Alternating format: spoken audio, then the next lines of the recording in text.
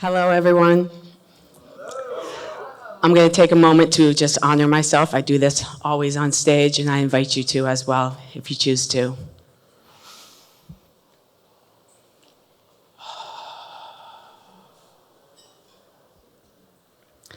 Human trafficking is a horrible, horrible thing. I can't even fathom being in the mindset of someone who chooses to do that.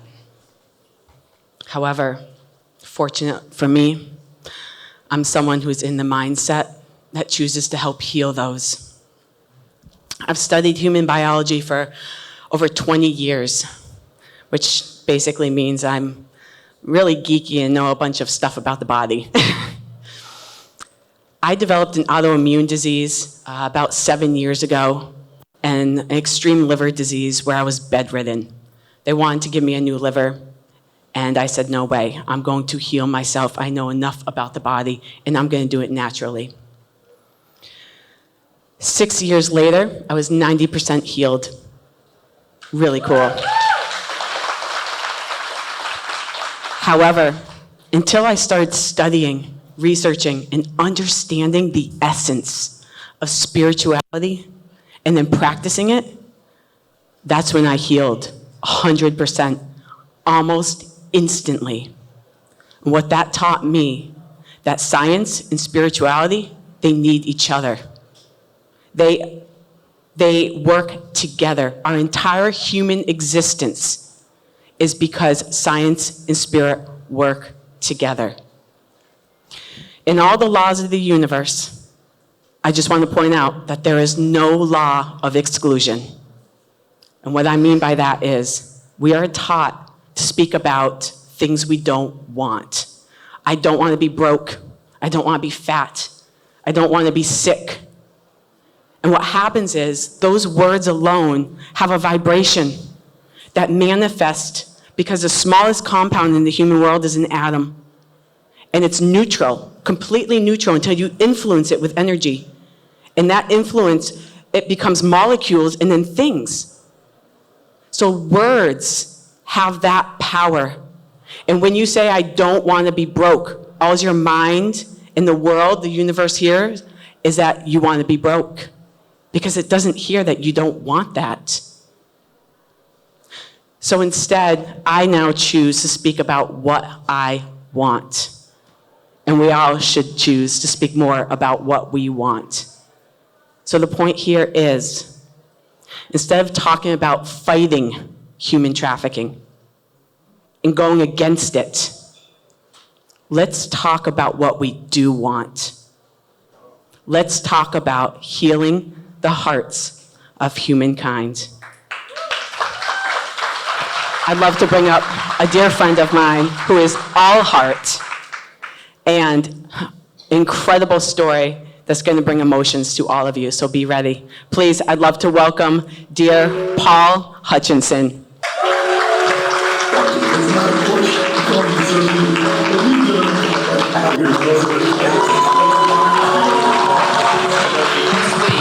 To motivate yourself to do the right thing long enough for you to realize the right reason to be doing it. And the right reason is not things, it's making a difference.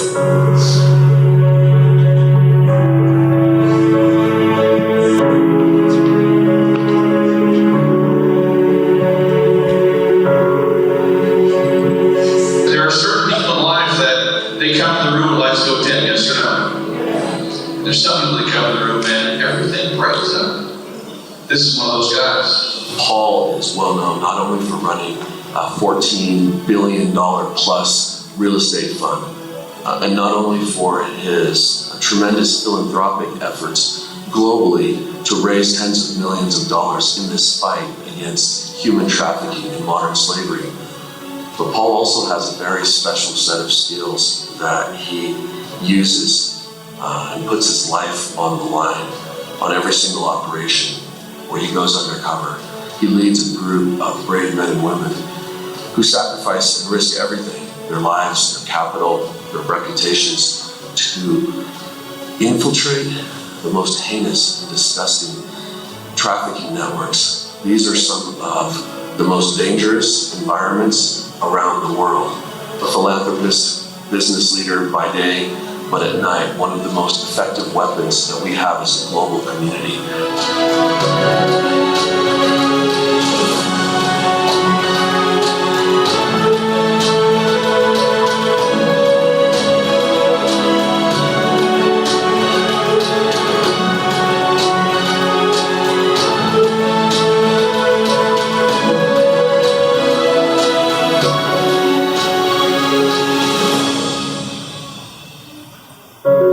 Whether your passion is in solving hunger or saving the trees or whatever it is, find something you're passionate about. For me, the truly is there's nothing that every single person of any race, any religion can't get behind, like saving children for something in this world. So thank you, friends.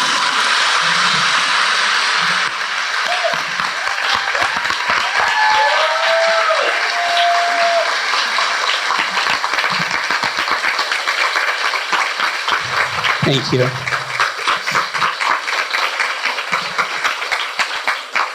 I'm incredibly humbled to be here today with this group of people. You guys are healers, you're entrepreneurs with a vision to make the world a better place. About 10 years ago, I got a phone call from our Attorney General. He said, Paul, he said, I know you've donated millions of dollars to child-related charities. He said, I need to talk to you about something that's really dark. He said, it's the fastest growing criminal enterprise in the world, and good people don't know that it's even happening. He said, there's more today, and I'm not talking about just children that are being abused at home, which we'll talk about in a second.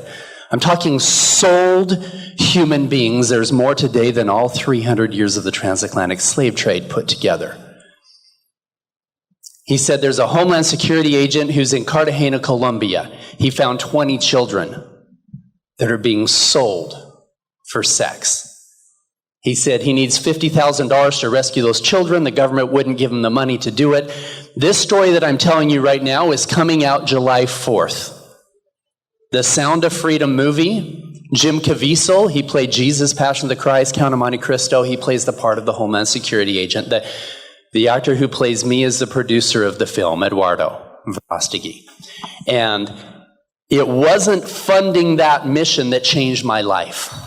What changed my life is a week after I wrote that check, he called me and he said, Paul, there's not just 20 children here, there's more than 50 in Cartagena and more than 100 children in the surrounding areas.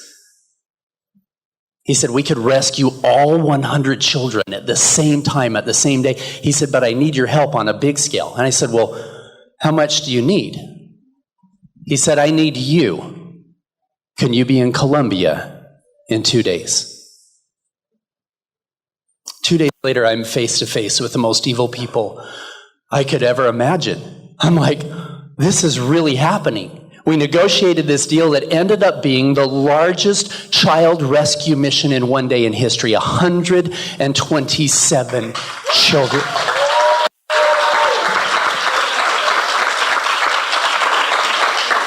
The thing that changed my life forever is when the traffickers brought these children in.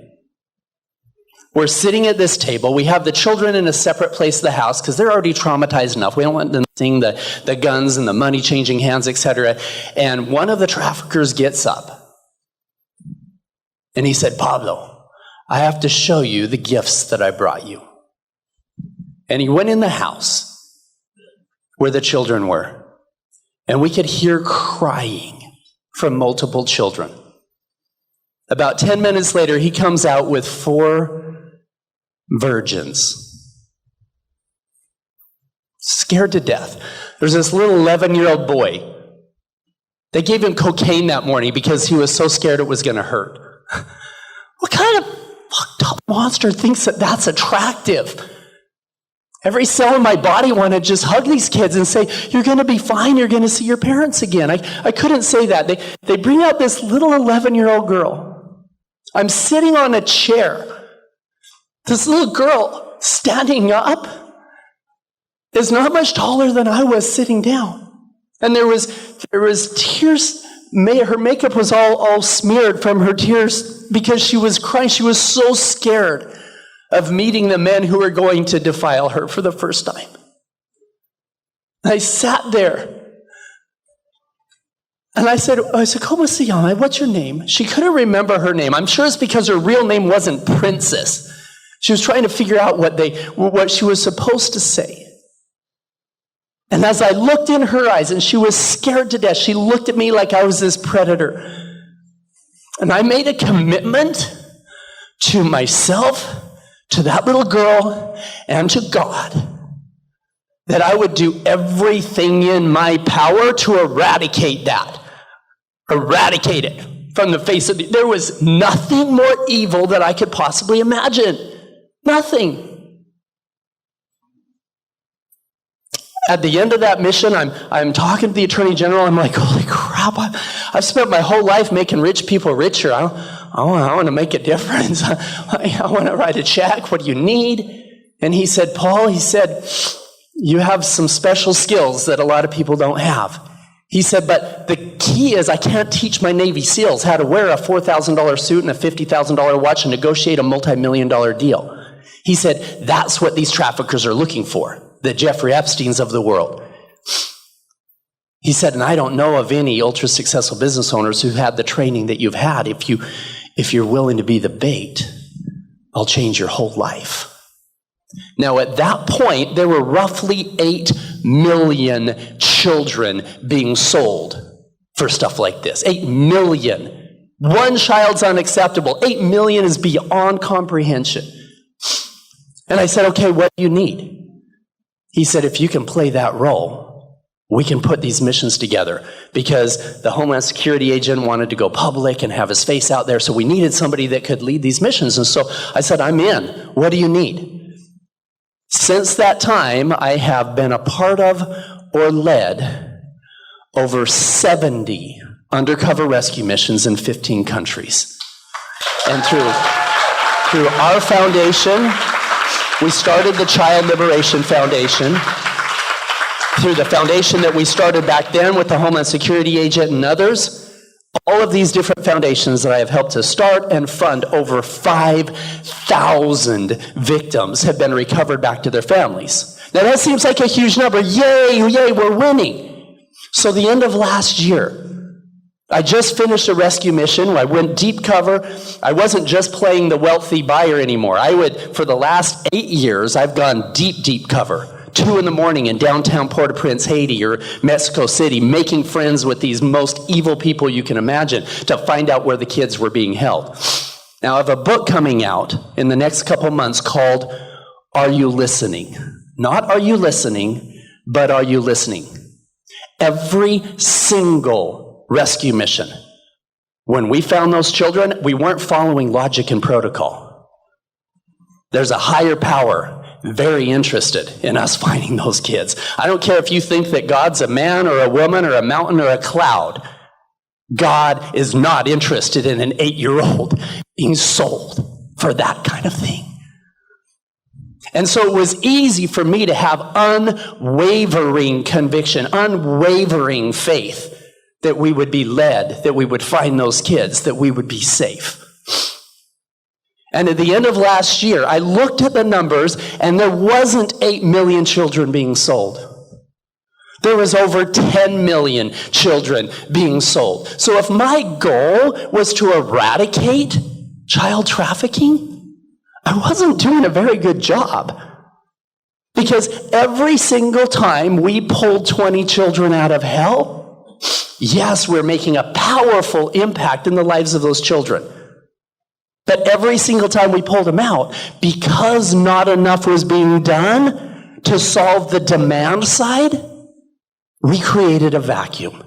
And another 20, 25, or 30 more children were being sucked into the deepest recesses of hell. So I took a step back and I thought, I've got a lifetime goal here. How do I fix this problem? This is something everybody can get behind. How do I fix this problem? I thought, where is it coming from? And for a while, I thought that the demand side was coming from hardcore pornography addiction, where when somebody takes a woman from a divine feminine to an object, they go down this dark road, and maybe they start looking at rape videos, or younger and younger. Pretty soon they're fantasizing about something they wouldn't have even thought was attractive 5 years ago. But then I realized that even that is a symptom of a deeper problem. Here's the deeper problem. In this room, in this country, in this world, over 25%, 1 out of every 4 women in this room have been a victim of sexual violence as a child. As a child. 40% have been a victim at some point, but a quarter of all women as a child. Now, with men, it's a smaller number. About 20%, 1 out of every 5 men have been a victim at some time in their life. But even that, 25% of them, it happened under the age of 10 years old. That's roughly 200 million men in this world who were raped as a child under 10 years old, most of it in their own home. One of the most dangerous places for a child is in their own home. Now, what's happening here? It's generational abuse. Okay, so many of them, God bless them, they go to a plant medicine journey, they get some healing work that's done, and they're able to be a good husband and a good father and a good mother, and they're able to get rid of that trauma.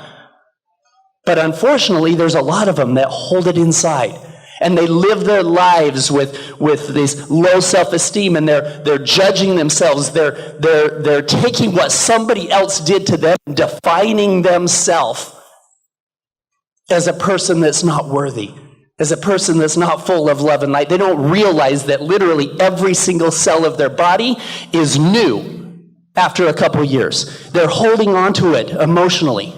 And so I took a step back and I thought, okay, what if we could help those people heal? People ask me all the time, they say, Paul, how can you go face to face with somebody selling an 8-year-old child and not have them see the anger in your eyes?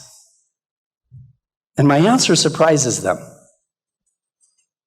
It's because I love them. Oh, you can't love them. They're selling an 8-year-old.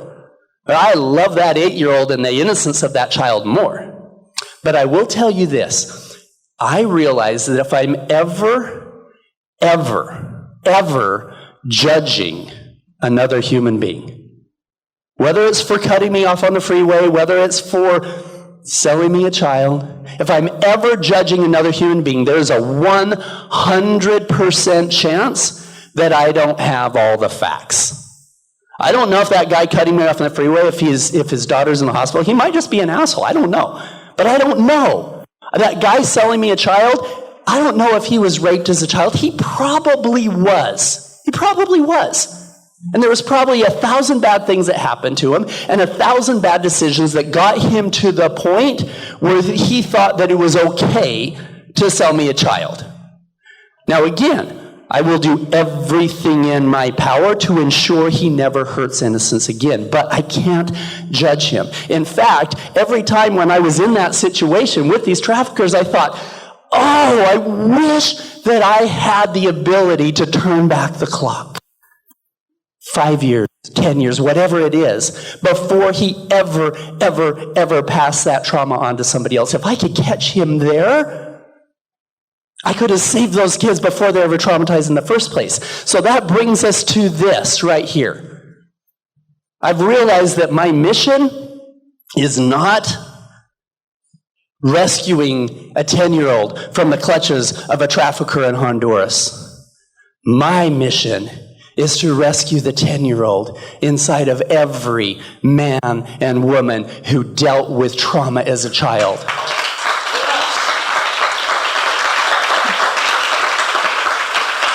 This is the team that will eradicate child trafficking. This is the team. You know why?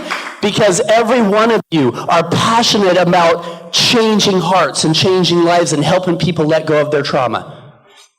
This holistic therapy, this type of healing works. I've seen it. I've seen it with so many people who have dealt with childhood trauma. Now, she gave me the 1 minute sign, so if you could, I'm going to have her play the trailer. Hopefully on July 4th, you can all go watch this movie. Because the sound of freedom is that war cry for all of us to get out, and every one of you figure out how to use your gifts to elevate the consciousness of mankind, to literally transform the world and liberate humanity. So I'll share this video. Thank you very much.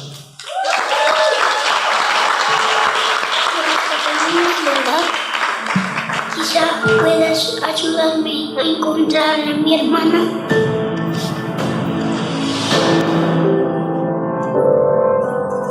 Imagine walking into a room right now, seeing an empty bed. What will we do? Shivering stars drift around in the sky. We're Homeland Security. You know we can't go off rescuing kids in Colombia. I like all This job tears you to pieces. This is my one chance to put those pieces back together. We're talking about extracting an 11-year-old girl from an army of rebels. Not just her. I'm talking about rescuing hundreds of kids.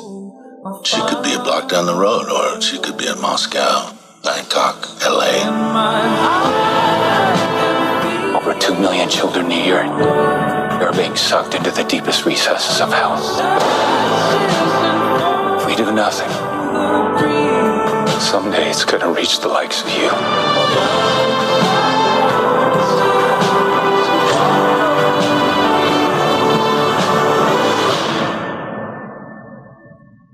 What if this was your daughter?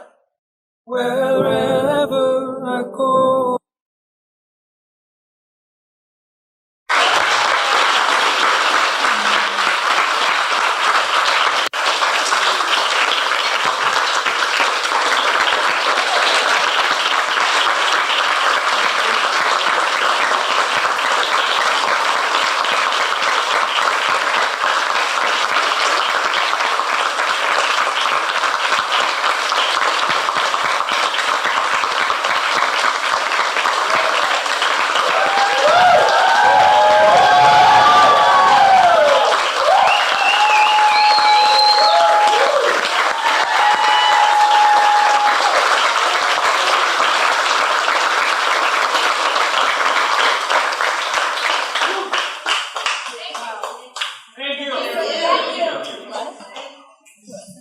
Yes, let's send Paul some love. Thank you to the mission, to all that you're doing, to all those out there that are hurting and suffering. Thank you.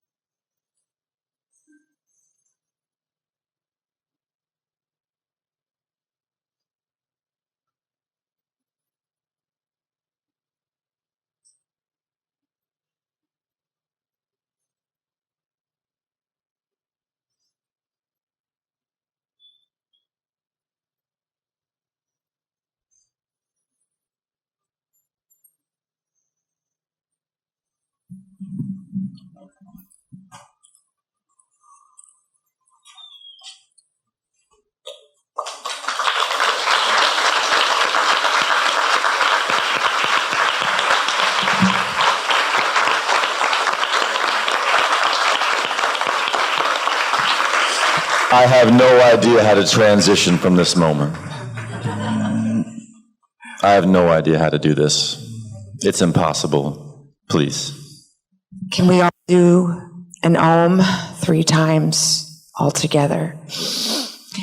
And I would just ask that as you Om, you see this man in his safety, in his success, on his highest timeline, making his highest impact in the world, and all those that he interacts with on their highest timelines. Let's slowly exhale. Inhale fully.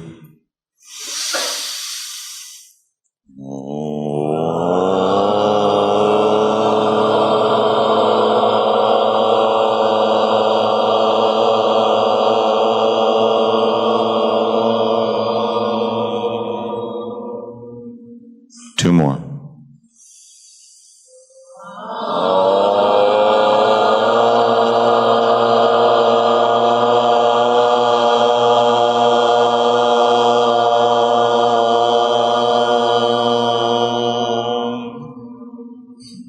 See it all.